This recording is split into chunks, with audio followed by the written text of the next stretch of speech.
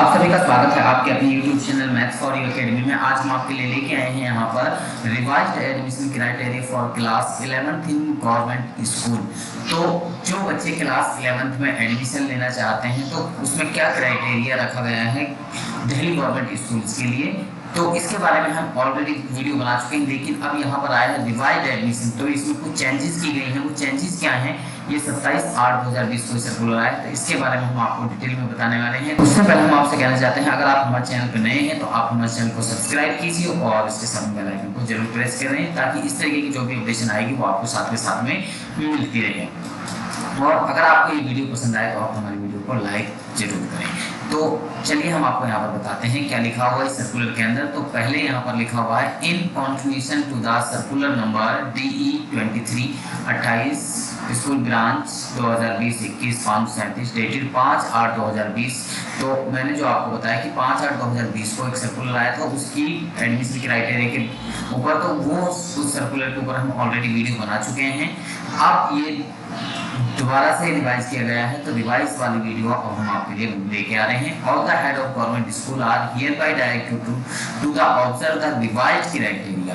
तो यहाँ पर किया जा रहा है, कहा जा रहा है कि हेड ऑफ जो गवर्नमेंट स्कूल के जो हेड होंगे वो इसको ऑब्जर्व करेंगे, जो ये रिवाइज्ड एडमिशन क्राइटेरिया है तो वो अब आपका देखा जाएगा। While admitting the student in class 11th in various streams for the academic session 2020-21 as per the notification issued by the CBSE dated 6/8/2020, it has been decided that mathematics basics and mathematics standard are considered 8 for the session 2020-21 only for the students who want to pursue mathematics in senior secondary school। तो यहाँ कहा जा रहा है कि जो बच्चे यहाँ पर 6/8/2020 को CBSE का सर्कुलर आया था, उसमें कहा गया था कि जो बेसिक मैथमेटिक्स वाले बच्चे हैं जिन्होंने बेसिक मैथमेटिक्स लिया था, तो वो जो है 11th क्लास में मैथमेटिक्स आगे रख सकते हैं। उन्होंने कंडीशन बताई थी कि क्या कंडीशन दे के बच्चे 11th क्लास में भी मैथमेटिक्स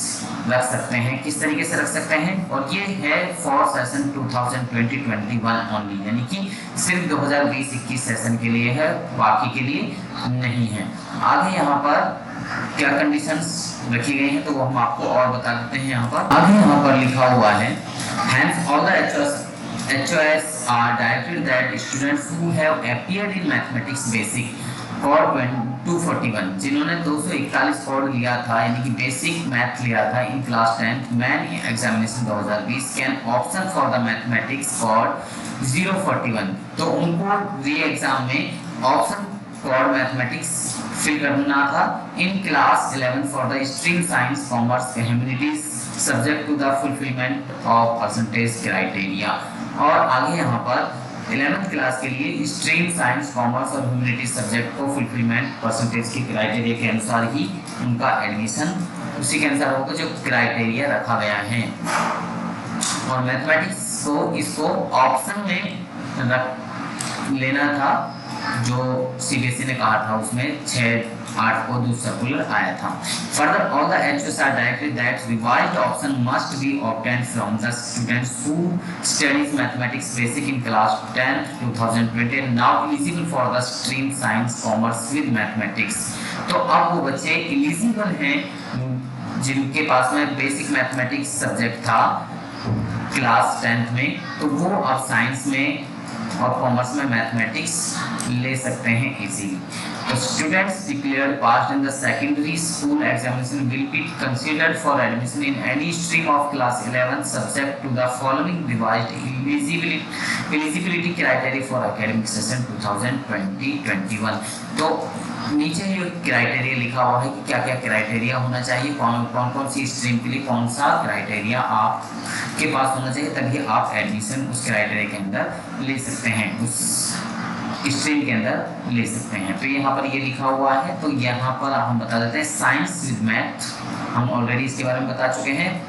एग्रीगेट परसेंटेज आपको 55% चाहिए, इंग्लिश सब्जेक्ट में 50%, स्टैंडर्ड मैथ हो या बेसिक मैथ हो तो उसमें 50%, और साइंस में आपकी 50% चाहिए अगर आप साइंस विद मैथ लेते हैं।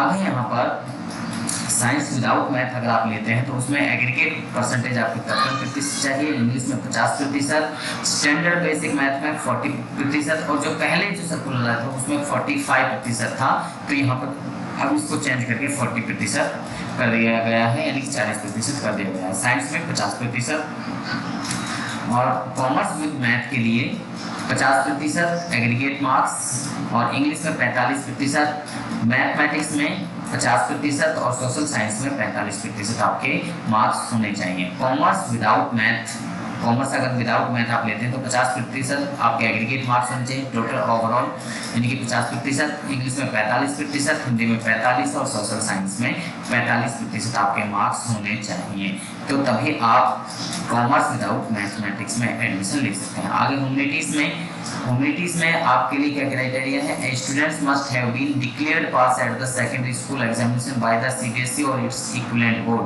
तो यानी कि आपकी 10वीं पास होनी चाहिए, सीबीएसई बोर्ड हो या अदर बोर्ड हो। For giving economics as a subject, economics अगर सब्जेक्ट आप लेते हैं तो student must have at least 45% in aggregate. अगर आप इकोनॉमिक्स सब्जेक्ट लेते हैं तो आपकी जो एग्रीगेट परसेंटेज है, यानी कि ओवरऑल जो परसेंटेज है वो 45% होनी ही चाहिए।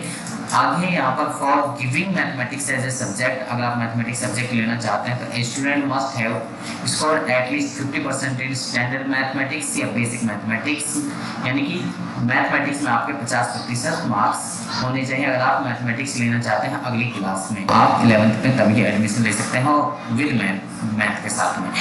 Admission in humanities is not be denied to all students who have been declared pass in class 10th examination.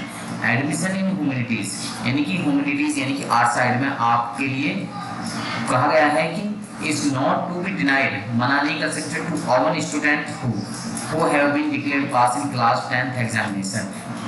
अगर आपने किसी स्कूल से 10वीं पास की है और उसमें 11th क्लास 12th क्लास तक आपका स्कूल है, तो आपके लिए वो मना नहीं कर सकते एडमिशन के लिए क्लास 11th में, चाहे आपकी परसेंटेज जो भी क्यों ना हो, चाहे आप पास ही क्यों ना हो, आपको जो है एडमिशन वो देने से कभी मना नहीं कर सकते, तो आपका एडमिशन 101% हो जाता है।